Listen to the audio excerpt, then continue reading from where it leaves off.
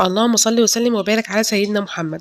لو انت قاعده اخر الليل وجعانه ونفسك في حاجه حلوه تاكليها وكمان في نفس الوقت مش عايزه تقفي وتعملي حاجه وقت كتير، تعالى اقولك تعملي ايه. هنجيب صينيه على النار وننزل عليها بمعلقه سمنه بلدي، او ما فيش سمنه بلدي سمنه عاديه، وهنقطع عيش كده رغيفين نقطعهم صغير خالص ونحمر العيش بتاعنا.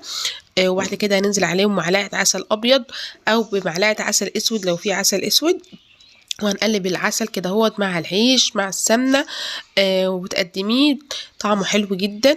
لو نفسك تاكلي حاجة حلوة او انت حامل او بترضعي، يعني الطاجن او الوصفة ديت هتفرق معاكي جدا في اخر اليوم يعني. اتمنى طبعا الفيديو يعجبكم، ولو اول مرة تشوفوا قناتي يا ريت تعملوا اشتراك للقناة وتفعلوا الجرس عشان يوصل لكم كل جديد. بحبكم في الله، والسلام عليكم ورحمة الله وبركاته.